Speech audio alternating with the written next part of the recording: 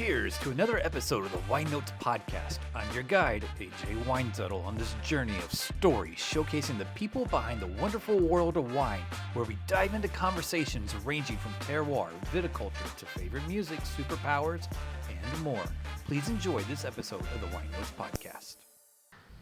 Andrew, thank you so much for joining me today on the podcast. I really appreciate you taking the time. My pleasure, AJ. Really happy to be here. Yeah, it's holy cow, the weather today. Yeah, it's March, what? 24th? Yeah, and just dumping snow. Right. It was dumping snow, and then on my way here, the sun was out, and I'm like, I kind of need some sunglasses, and who knows what it's going to be like later on. Yeah, it's been a wild one. I'll take cold springs, though, and late vintages. I like those. We'll see if we get there. Hopefully late vintage like last year would be great. Yeah, maybe avoid some spring frost would be nice. That would be great, yeah. Shall I pour us a little bit of wine? Let's do it, yeah. Okay, so I always try to find wine that kind of relates or has some sort of relation to you. Yeah. Or that's something that you like. And the first one I was like, ooh, that would be perfect, because I think Andrew would like that a lot. Okay. And then I'll try to not make a fool of myself. well, you don't have to make any comments or anything, and it's totally up to you. But then I came across the second one, and I was like, I got to do that one. So Okay. I hardly ever do I do. One other time I've done two wines for a podcast. Look at that one. I know. I opened the color and on there, that, and I was yeah. like, whoa.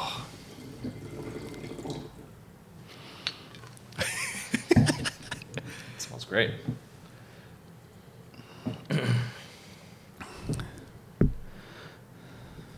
Okay. Yeah. Yeah. I'll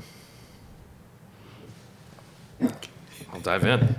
I maybe should taste this one second, just based on the smell. I'm gonna say that it's pretty sweet. I'm guessing. Maybe even looking at it. Yeah. Okay. Yeah, we'll go here first. All right. Well, cheers. Cheers. Yeah. Thanks for doing this. Thank you. Yeah. Yeah, this smells like grape. This smells like this very. This is like the dumbest tasting note that you can say, but it kind of rings true to me, where it's like, this is very grapey, which is like, yeah, duh, dude. Well, I mean, the other one is grape too, but it definitely doesn't have any grapey characteristics to it at all.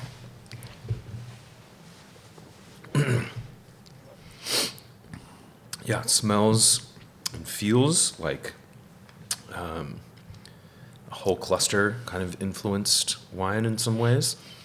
The first thing I thought of was like that this smells like Gamay. Right. And whether it's Beaujolais or a sort of a New World Gamay, I might stick in the New World. It's just kind of this beautiful, exuberant fruit on this wine. Yeah, no, it's... Yeah, let's sit with these. Yeah. You're going to tell me what they are later? Yeah, I'll tell you what they Okay, are cool. at the end. Yeah. And, that way it'll give you some time to think about it as well. And I did taste this one beforehand, and I was like, okay, it is not corked, which is good. I'm glad. Yeah. Because I was afraid it might be a little corked. But Sometimes those real... Yeah, there's sort of this like edge of fuzzy kind of mineral character aromatics that lead one to believe something's corked. I don't think that's corked at all, and it's a gorgeous wine. Definitely sweet, but yeah, bright acidity and it looks like also there's some age there too, but that's a fresh wine. I like that a lot. yeah, no, it tastes a whole lot better than it did when I opened it a little bit over an hour ago. Yeah. Okay. Yeah. Yeah. All right. Well, let's keep thinking about those. Yeah, most definitely. So going back into my memory, I get I look to see who signs up for my newsletter. Yeah. And I saw this person, Till at Audeant Wines, sign up for my newsletter. I'm like, I've never heard of this winery. Yeah.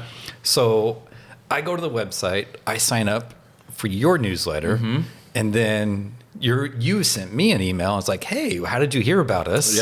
Yeah. And January of 2020. That's when that was. Gosh, yeah. Is when we had our first tasting together at Lingua Franca, and holy cow. It's been over in the corner near the concrete tanks. Yep. Probably on a turn on its head barrel. Yep, exactly. Yeah.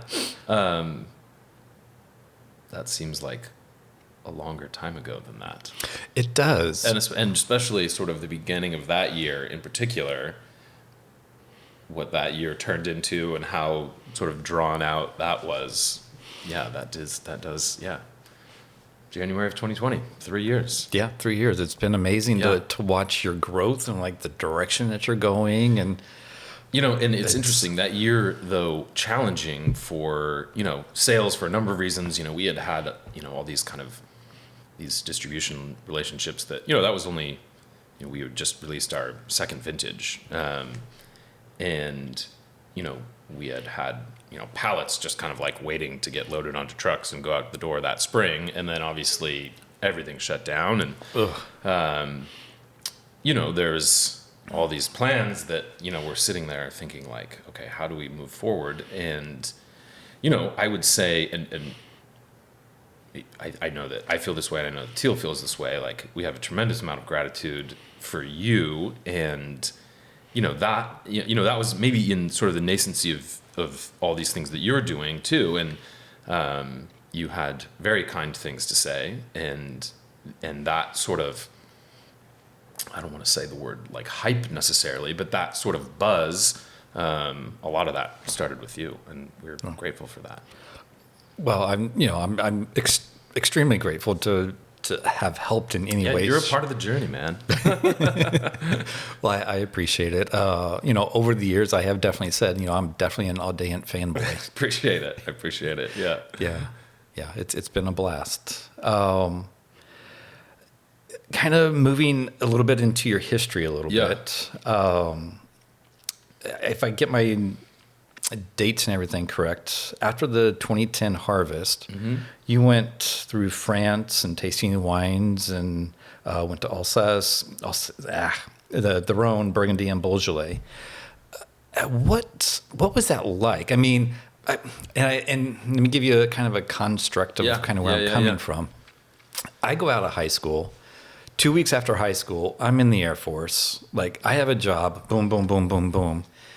And you go over and explore all of this and dive deep into all these different wine regions. And personally, I'm jealous. But what was that like for you? I mean, no, it's like, that was that year. I guess those were 2010. So that spring, I would have worked in New Zealand, and that would have been whatever my sixth harvest, and so seventh harvest would have been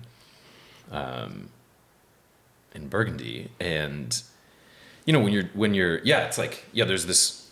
I had been fortunate enough early in my career to kind of get full-time jobs right out of the gate, and so didn't do as much of that bouncing hemisphere to hemisphere as I would have liked to. And so that in 2010, when it presented with that opportunity, I obviously jumped on that. And there's this like, you're also in your early 20s, mid 20s, and it's like you need to buy a plane ticket to these places. Like, you need to actually get paid when you go and work there, and that's not always the case in Burgundy. And I was fortunate enough to work for Claire Nadan, and I'm sure that maybe there's a statute of limitations, so it's probably fine. But like, I wasn't supposed to be paid because technically I was working as a student there. But she paid me in overtime, and at the end of harvest, just basically handed me a manila envelope full of very colorful money for all of my work there. And that allowed me then to be able to, just completely blow it in 2 weeks in France, driving around and tasting wine and eating. And she also lent me a car, which was this like tiny little Peugeot from the early 90s. That's like interior panels had been ripped out. There was like a 2x4 holding up the window. and it's also, it's November, so it's, very cold in that part, in all those parts of France. And Right. so myself and a friend who had worked who had just finished harvest as well, he had worked at Ramassenet. Just packed in the car and started making some calls, and he had some connections and I had some connections, and we both loved the Rhone, and that was someplace that we for sure wanted to go. And we tasted with Graillot, and we tasted at Gigal and a handful of places. It was this pretty incredible experience. And often we're tasting with maybe another group that is all speaking French, and we're the only so we're just kind of like trying to piece together what's actually being said, but really just trying to be exposed to these wines and these places and winemakers. And then we had a friend who was working harvest at Zinubrecht, and so we drove up to Alsace, and that was freezing cold, and got to taste at some incredible places there as well. And really it's just like I would say that up until that point, my life in wine was as a cellar worker, right? And pretty like tunnel vision, just proficient at getting the job done, doing good work, and kind of like knowing how that translates into just really the wines in front of me. So that opportunity to travel is really kind of the beginning of kind of like opening up my contextualized world of wine. And that journey continued at Antica Terra and all the wines we were exposed to there. And it really brought home the value of seeing the place, seeing the like the dirt terroir, the place terroir, the people terroir. Right. What that means for those wines, and what that means for those wines' place in the world. It was it was a great experience. Oh yeah. I can only imagine. Yeah, it was fun. We were lucky to have some people advocate for us to get some good appointments, because we were not heavy hitters by any stretch. Right. No, that is great. And you mentioned Antica Terra. Yeah. And you got invited to do a harvest. How did that invite even come up? I was kind of gearing up, so in between those kind of hemispheres, I was, working in a restaurant and gearing up to actually go back to France and work another harvest in the Rhone, and had, been in contact at Graillot and Crozes Hermitage, and that was, my first love, honestly, if we're being frank here, even though we're in the Willamette Valley, was Syrah, and that's, those are the wines that I really loved making in Santa Barbara County. And anyway, so I'm kind of, making those plans, and I get an email from Nate Reddy, who is now, at High U, if you're familiar, out in the gorge. And, it was sort of like he was forwarding me an email from a friend who was working at Literai. He was Ted's assistant there. And I had worked for Ted in New Zealand at his project called Burn Cottage. And, it was this thread that Nate had forwarded me, which was Nate had emailed a handful of winemakers that he respected and just said, hey, we're looking for somebody. And this friend of mine replied and said, hey, I don't know if this guy's got a job, but he's in Oregon, and he said nice things about me. And Nate said, are you interested? And I said, okay, yeah, for sure.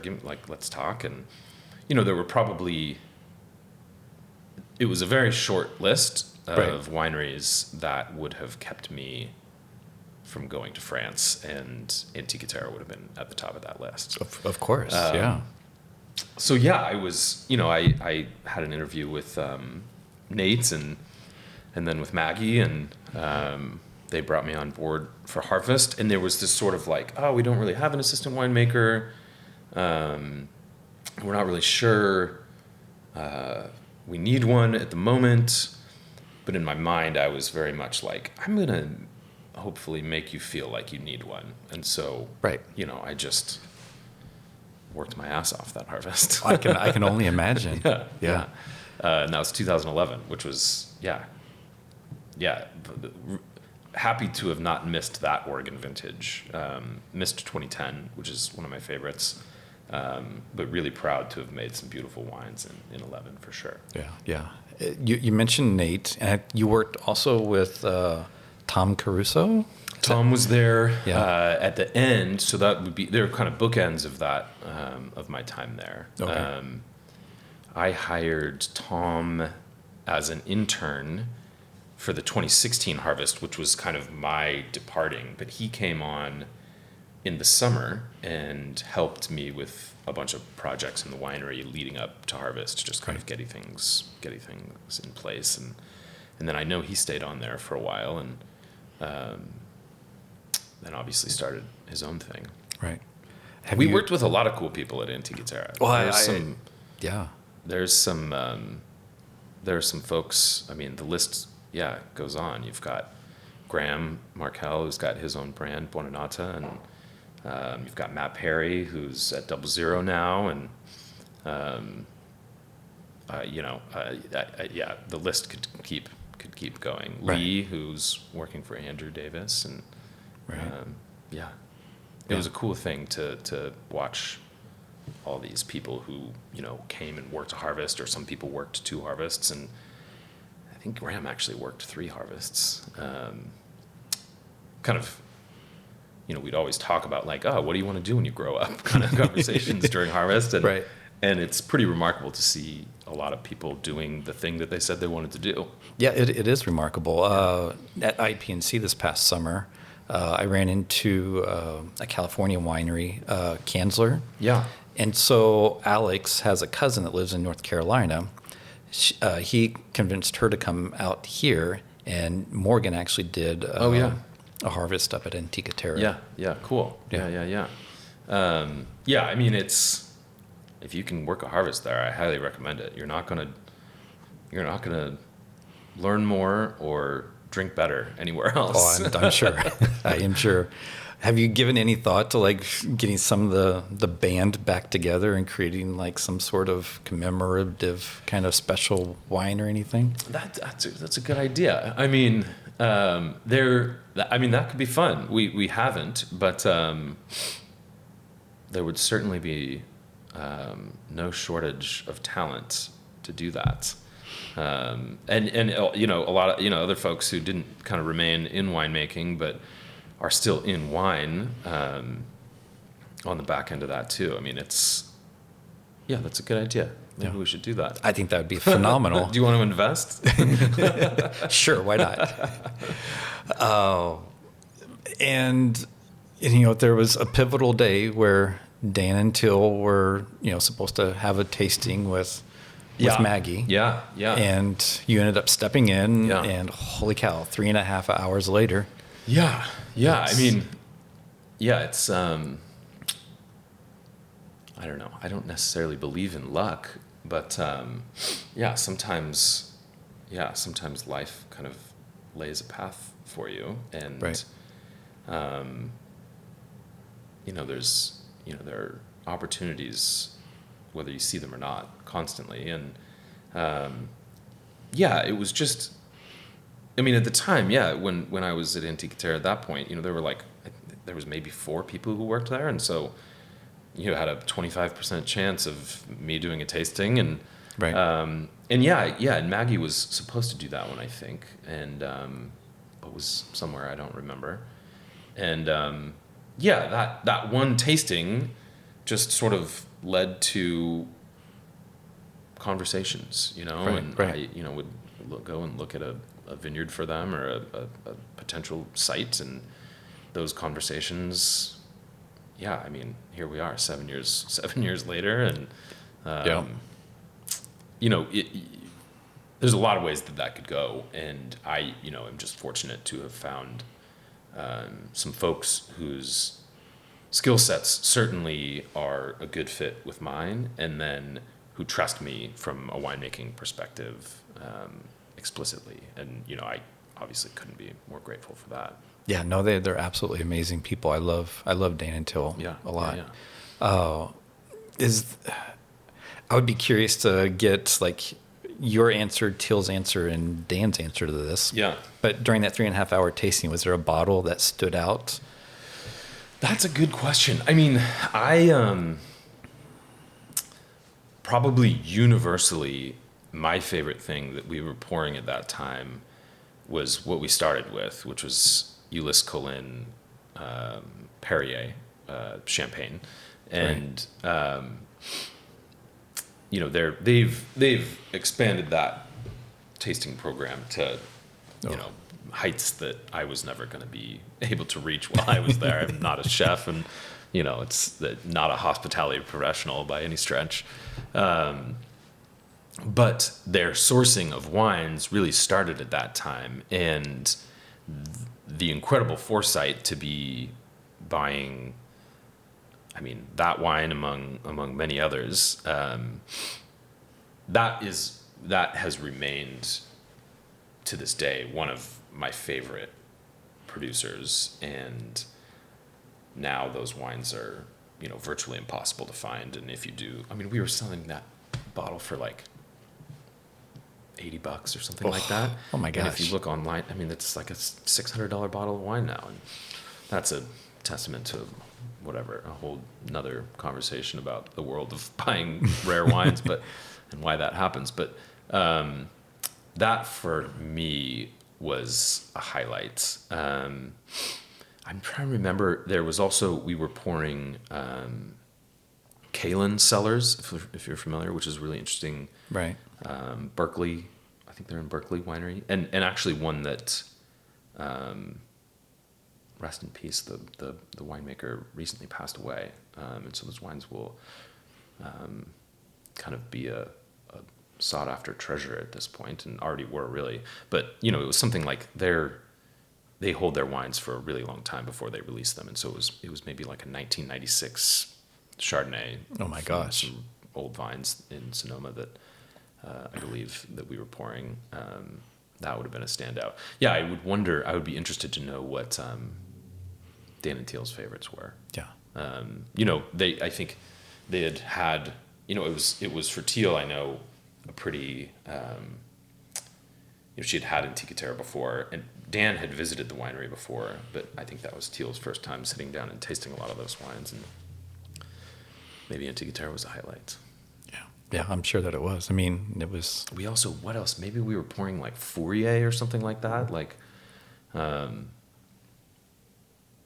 yeah, they continue to pour crazy wines, and there definitely were some then too. Yeah, it is. It is amazing. The we'd have a leg of ham on the table, just Iberica, and slicing that up, and wow. And so I ran across something like for your, you know, I know that your label is done by an artist, Sheila Laffer, yeah. Yeah. Mm-hmm.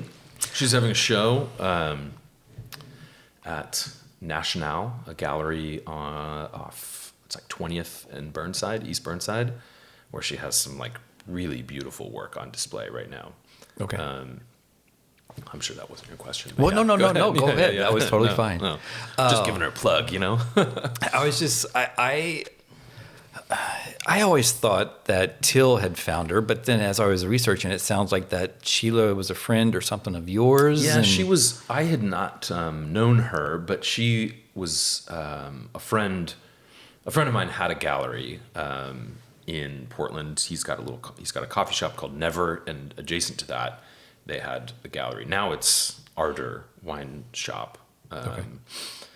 But yeah, she had a show there, or she was a part of a show there, and you know, Teal and I were on the search for somebody to, you know, do some work for us, and my buddy who owned that at the time put us in touch with Sheila, and we drove around the valley and drove to the vineyards that we source fruit from, and you know, she has these sort of, you know, her work is sort of influenced by, she grew up in rural Pennsylvania, and so there's these huge, I'm going to not accurately title them, but these big sort of mural pattern pieces that are painted on the sides of barns, and Right. and you'll see them they're the influence of that is bled over here too. And so if you're driving around Yamhill, through Yamhill, just past, there's a couple barns that have these types of things on them anyway too. And so that was fun. We drove by that, and she was like, oh, that's the kind of stuff that my work is influenced by. And certainly what she did for us is a very landscape landscape inspired works. Right. But yeah, super talented and successful now. Like, I don't know that we could afford her anymore. Oh, wow. So we got lucky. Yeah. Well, that is amazing. One of the things I've been curious about, so you have all your different labels and different colors of wax. And Yeah. what is going to be the color and the label coming out of the estate vineyard on Parrot Mountain? That is a great question.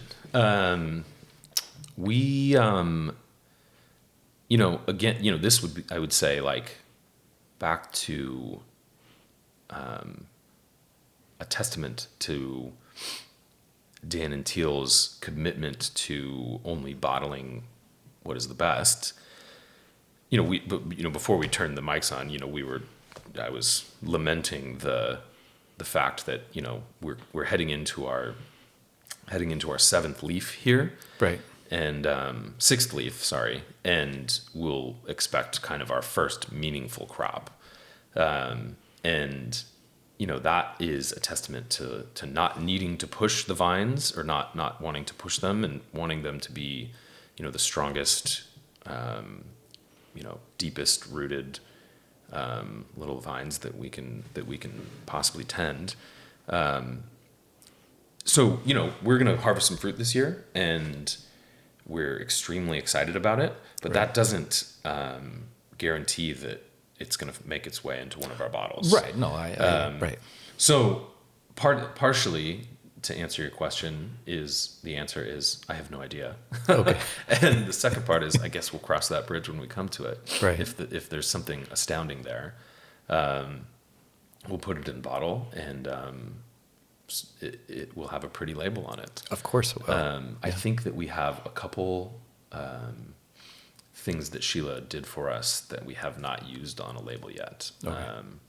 And what will the color of the wax be? That's a good question. I don't know. Maybe we'll come up with something. I'm sure. I was just aesthetics. I was just thinking about. Yeah. It's exciting. I mean, I'm the estate is an extreme place, not just elevation, but it's this that chain of whatever ancient volcanoes and very, very weathered volcanic material, and extremely rocky. Interestingly, the pieces that are the rockiest are our strongest vines. Something I think to do likely with how that basalt is sort of vertically fractured there, and so the roots are being, they're finding their way down to water, Right. with relative ease. But yeah, I think there's some precedent recently for excellent wines being grown at 1,000 feet elevation, with like Coosa Vineyard. Yeah. And then you've got Jim Prosser, who's just really right down the hill at J.K. Carrier. He planted in 2008 when I was still working for him, on some really similar dirt, just very, very rocky, eroded volcanic material. And those wines are great. So hoping to approximate some of that elegance and depth, and Right. and maybe we found something with young vines, and that continuing to develop is super exciting. Yeah. That would be. Eventually we'll get like a building up there, or like running water or electricity. Right now, it's just sort of a bunch of lonely vines on a hill and Right. a pretty wild place, which is exciting. I think I like that about Oregon vineyards, when they feel sort of Oregonian and feral a little bit. Yeah, no, that would be nice. I know Till is a big Cab Franc fan. She does love Cab Franc, yeah. You're probably not gonna, that vineyard isn't I conducive don't to. think that we could ripen it up there. Right. But maybe somewhere else. I'm sure she would be happy if we made some Cab Franc. I'm sure. What did we? It's funny to like. She loves Cab Franc, and so I think when we all took a trip together with some friends to Burgundy and Champagne in 2018. And when you're over there, you can find some of these rare wines that on a wine list at some great restaurant like Clos Rougeard, for example. And it was funny. It was like Teal already loved Cabernet Franc, and then she had Clos Rougeard, and If we could make something like that, elegant and almost Burgundian, then that would be a lot of fun. I don't know where that would happen, and there's some interesting Cab Francs in the valley. Yeah, Is that a clue about this wine? No, I don't think this wine's Cab Franc. Yeah, no, I always love to start rumors that people are going to make, and especially on sparkling. So I know that we briefly talked about sparkling. You're like, well, maybe I don't know. Yeah. The site would, I think, be great for that.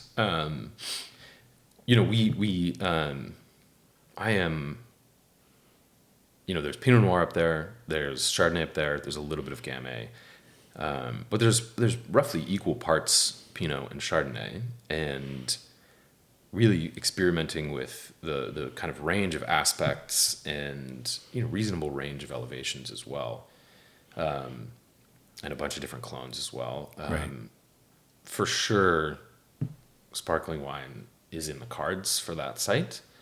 When that happens is a different question. I think that last year would have been, if we wouldn't have gotten hit with the frost, would have been a great year to play with building some base wine.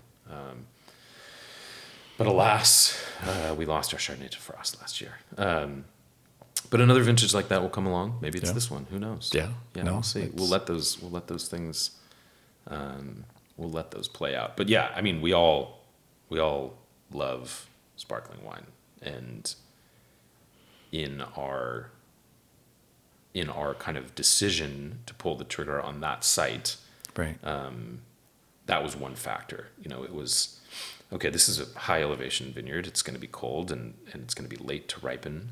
Not that I'm worried about ever ripening fruit up there, but the opportunity to have the kind of hang time and also low sugar and high acidity, I think should happen up there. We're going to learn. Right. We'll find out. Yeah, no, I'll keep spreading the rumor that it's going to happen. Yeah, thank you. Yeah. Last year I did a podcast with Mac and Sid at Kings North. Yes, yeah. And the blind wine that I brought was, an Audeant Luminous Hills. Oh, cool. Yeah. And the reason I did that is because they also have Luminous Hills. Right. Yeah. And Mac worked for Byron, I think, for a number of years, right? Yeah. And when I revealed it, I loved Sid's response. He's like, Andrew, he's the man. Yeah, right. Sid was there. He probably watched me take my pants off and pigeage that wine that you then showed him. I love those guys, and they I don't know if they still buy the fruit, but the wines that the couple vintages that they did, I've had those, and they're great wines. Yeah, they are. The Sid was always like, I think he worked 2 harvests at Lingua Franca, and it was, that's where we made our wines for a long time. And there was always this moment towards the end of the day where, you'd I would catch his eye across the cellar, and it's 5-6 o'clock, not the end of the day necessarily, but like the beginning of the end of the day. Right. And it was like, is that guy thirsty? Oh yeah, yep. And then whoever was closest to the refrigerator Right. would go and get the 12-pack of Modelo and distribute it to everybody who was working. And Yep. Sid and I could rely on each other to know when it was time, which is, you need somebody like that. And what's funny is he told that same story. That's funny. Exactly. Yeah. That was awesome. Funny. Yeah. This past vintage, that was the first year that you weren't at Lingua Franca. Yeah. Do you miss that camaraderie, that whole big environment? Yeah. I mean, not only was that just a really nice winery with nice equipment. Right. The community was special. The culture that they wanted to build and did was one where, sitting down at lunch all together was important, and talking, and they do that every day, not just during harvest. But yeah, sharing ideas, sharing experience, sharing wine. Larry and David had something like, it's like 10,000 bottles in the cellar there of, you can imagine, maybe you can't even. I mean, it was crazy. I helped him unpack some of those boxes, and it was like, that's wow, that's insane. That's a lot of Ravenel. And so yeah, not just it wasn't just drinking and tasting whatever, but like really focusing on benchmarks, and then we had Seth Morgan Long was making his wines there, and Alban of Abbott Claim was there for 2 vintages before they had their facility built, and and then you got Chris, who's at Toomey, and there was just this kind of handful of really, really good-natured and talented and collaborative people, and then and so you couldn't, you had to learn things there, because the osmosis of being adjacent to that much really, really compelling wine was a huge influence. Especially they make a lot of Chardonnay, and obviously Dominique Lafon is there as a partner and consultant, and I would say that Thomas, Kim, Dominique, Seth, Alban, that whole kind of collaboration really, really imprinted a way to make, or not just one way to make Chardonnay, but a way to think about Chardonnay, right. And influenced my winemaking on that level pretty drastically, actually. And talking about your winemaking, I remember a conversation with Till, and I think at one point you told her that I want to make the best Pinot Noir in the world. And I mean, I think. Oh, sorry. Go ahead. I was just going to say, and you're getting recognition, like the 2021 Decanter Awards. Yeah. With the 2017 Audeant. Yeah. That was cool. That was part of this similar time period of when we met you, and this there was a lot of uncertainty about us selling wine, and the wine, it's like the wine can be the best wine in the world, but that doesn't guarantee that it's going to sell, right? You need word of mouth, and you need smart people to taste and appreciate the work that you're doing, and then say nice things. And we've been fortunate.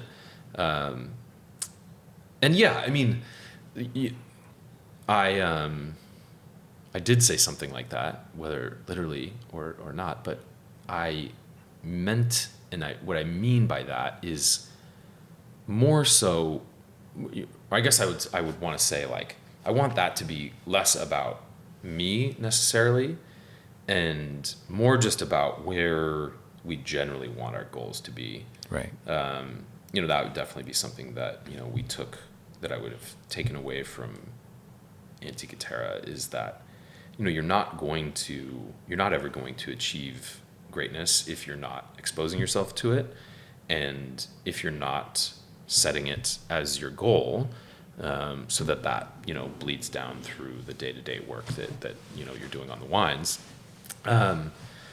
So yeah, I mean, I would say that I would hope that is just a never-ending pursuit, really. And greatness is subjective, obviously, like all of this, but hopefully the thought and the care, because you can have all the knowledge in the world, but people ask me, what is the secret, or what was the secret in Antica Terra, or what, anywhere, and it really just boils down to, like, it's just paying attention, right, and kind of amassing, this data that is filtering through your perception over the course of a growing season, over the course of a wine's life, its fermentation, obviously, and I think being sensitive and paying attention are the two most important traits of a winemaker, from my perspective. right. Like, No, I completely of a agree. good winemaker, yeah. And you always come across as a very humble spirit, never pretentious of like, oh yeah, I am going to make the best wine in the world. But I think it's nice as I mentioned earlier, just to see the path that you all are on, Yeah. and what you've done, Yeah. and just to get that sort of recognition. Yeah. It is. I think. You make this wine, and it's like producing any piece of art or anything. You kind of send it out into the world, and then you don't really have any control anymore. Right. And so when smart people say nice things, I want to make wines that are wines that I want to drink, right? That's really kind of all I can do, is like produce my approximation of the most beautiful thing, and then hope that work resonates with consumers, obviously, and Right. brings joy to a table, but for those people to know about it, you need. Yeah, again, I keep saying you need smart people to say nice things. Yes. Everything, you're still in a very much a growing phase, right? You have Parrot Mountain, like you mentioned earlier. You're going to, eventually have some sort of building up there. And once you get a building, I imagine you're going to have other, people helping you make wine, and some of the things that you've done, you've sorted cow poo. Yeah. Yes, I have. You've gone and got rocks from the creek and scrubbed them to put them in the barrel. Yeah. What obnoxious things are you going to like? What obnoxious thing? Oh man. I mean, I don't even know if I have the creativity necessary to invent a new obnoxious thing that I haven't already done. The thing that is always, I think, when you have more hands and more eyes, that just means more time that you can spend in the vineyard. Right. And that is always, that is like the never ending investment. And whether that is, a person who's, I don't know if you've ever owned sheep, but that in and of itself is pretty obnoxious. I grew up with sheep, and animals are something that I think in the long term is something we'd really like to incorporate into farming. And yeah, I mean, I turned 40 last year, and as I continue to age, I'm not interested in wrestling with sheep that much. I am to a certain degree, but yeah, I'll probably have somebody who wants to take care of some animals, and Right. I mean, I want to do that too, but that actually is fun. Maybe that isn't that obnoxious. I don't know. That's a good question. I'll have to think of something. It's really just, it will be the same things that I do on a day-to-day basis, keeping things clean, Right. and being focused on the details, really. That is a funny, it's like, I don't, it's hard to envision somebody else being involved with the wines, right? Like, but yeah, that's a necessary and important piece of growth. And, also I think, it's hard for me to picture, it's like, this was something that we would always laugh about at Antica Terra, or at Lingua Franca, sorry. We'd be in the middle of harvest and looking around, and it's like, 30 tons show up, and, and it's myself, and it's Thomas, and it's Kim, and, and Seth, and looking around and saying, where are the adults? Like, who's in charge here? And, it's like, I realize, yeah, I guess I'm the adult and I'm in charge, and soon it becomes your duty to, mentor the next people and teach the next people the right way to do things. And I look forward to that, because I've really been given so much in that regard, and look forward to someday being able to kind of pay that gift forward for what it's worth. Yeah, that would be amazing. Yeah. You've already mentioned all sorts of things about the Oregon wine community, and normally I talk about the Oregon wine community, but you've already given me so many stories, so I have a little bit of a different question. The valley has grown up quite a bit over the years, and the last couple of years we've seen it grow even more. What do you feel the valley is lacking? Oh, interesting.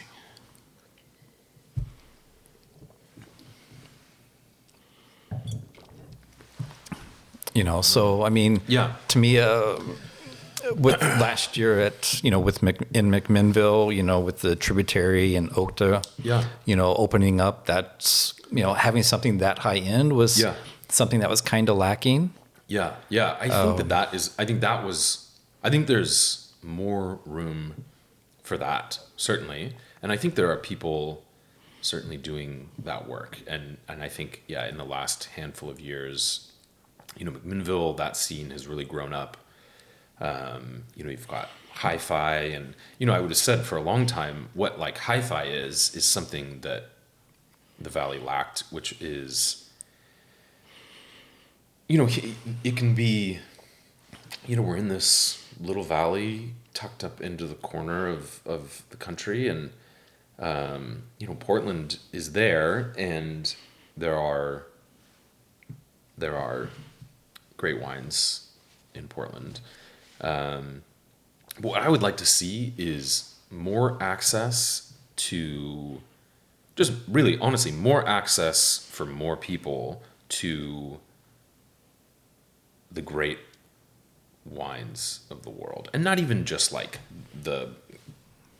not even just talking about Burgundy, first growth Bordeaux, or whatever. Right. I'm talking about the rare, thoughtful work that is being done in whatever corner of the Italian Alps, or whatever Canary Island, or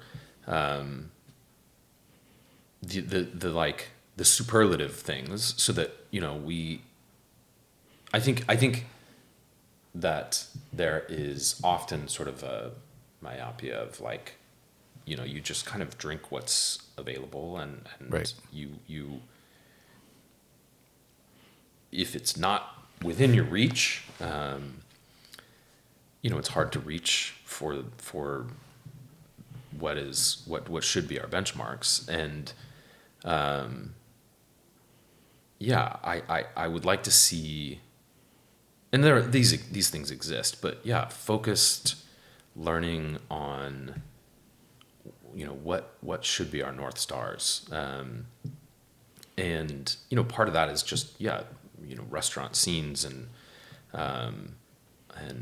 the work of being willing to say, like, being willing to kind of stretch a little bit to find the difficult and find the gems. But accessibility to those things. I think I guess what I mean is there's like, you're just not going to produce great wines if you haven't been exposed to them. And I recognize that I've been in a fortunate place in my life to have generous people around me expose me to great wines. And what does great wine mean? Like, I'm not even trying to define that necessarily, but I think that every producer at whatever stage they're at, whether they're just a cellar worker, cellar hand, to assistant winemaker, to having their own small brand, I think it's important that you seek out your North Stars and meet your idols.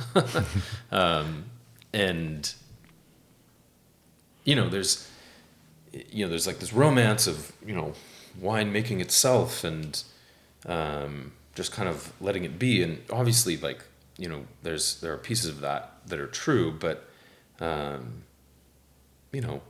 being a steward of these things requires having your own destination, whether that is a fixed destination or just something to continue to put one foot in front of the other towards. Right. And that is difficult without access. And so more access to that, I think, is one thing that the Valley needs.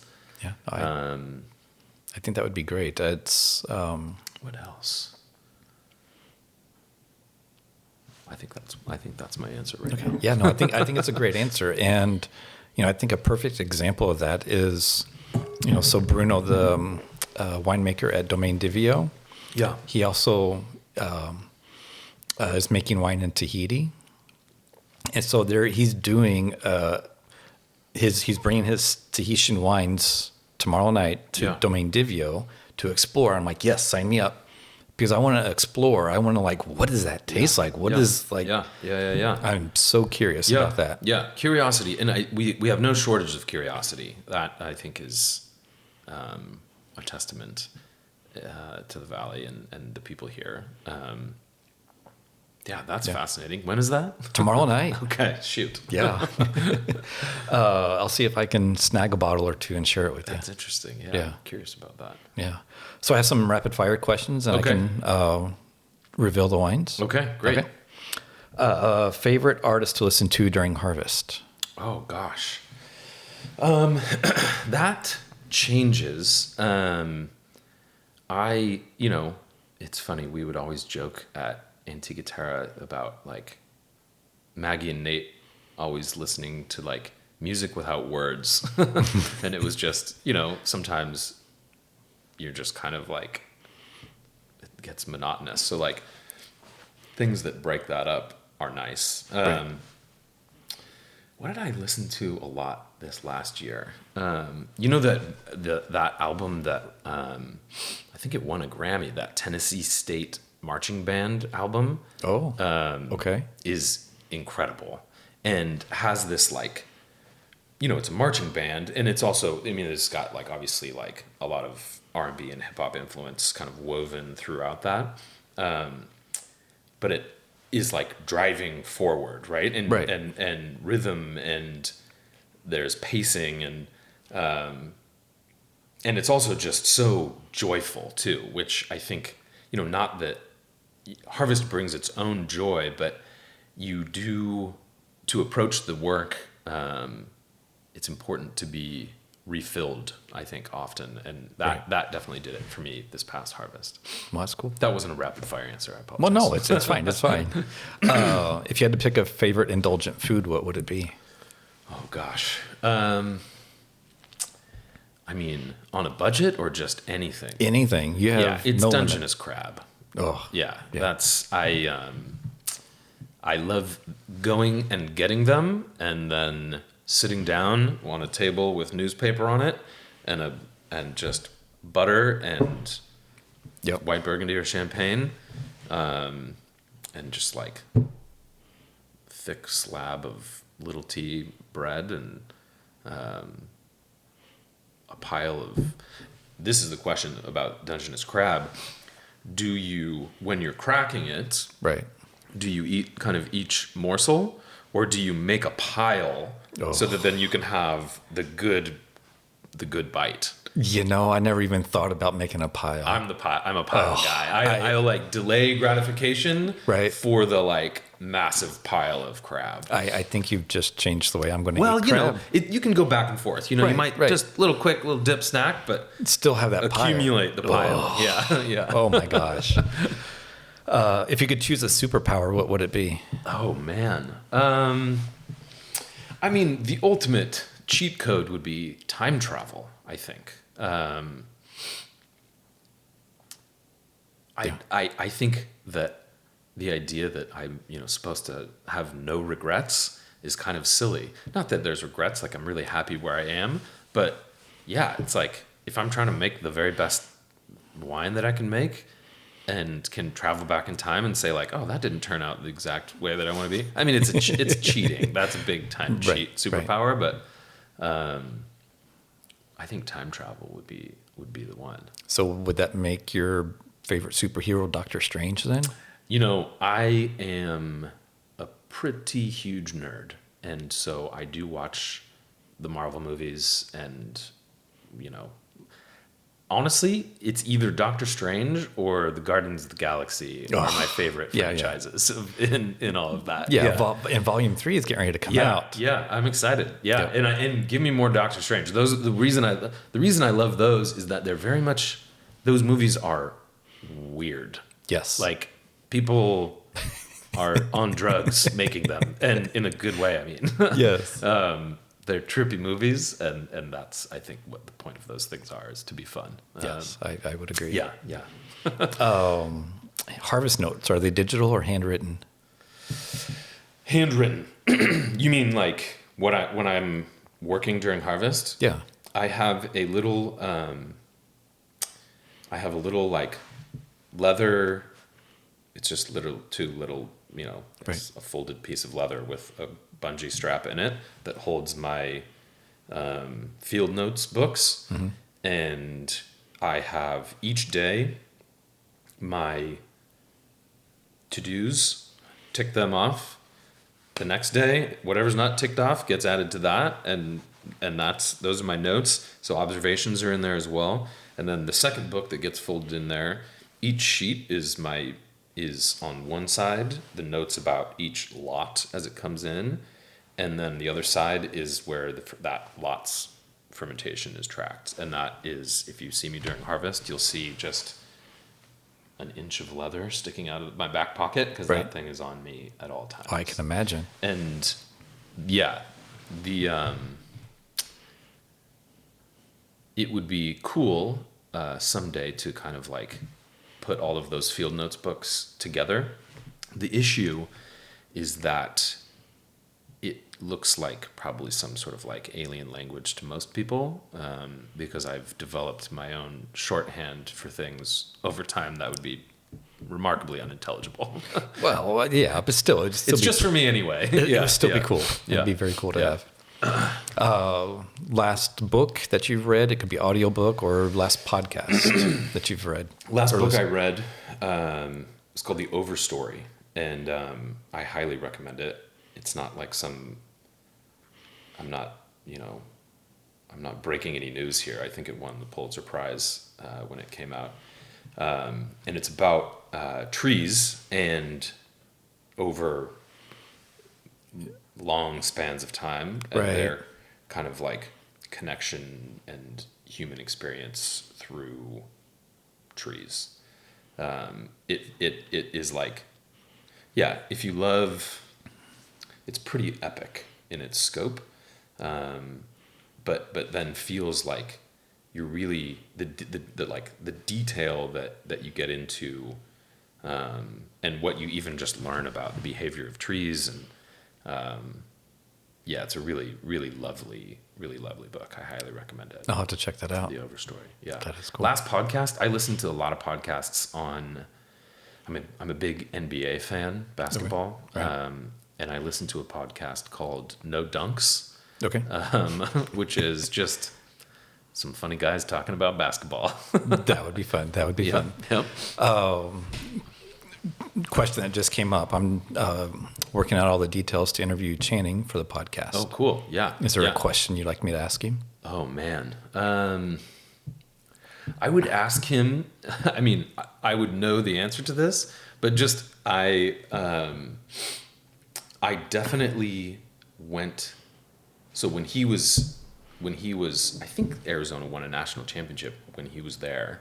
But the couple years that he was there and Arizona was very good, the University of Oregon was also very good. We had Luke Jackson and Luke Ridnour, and that was when I was a student there and went to a lot of games. So maybe I would just apologize to Channing for the obscenities that I certainly screamed at him as a student at University of Oregon.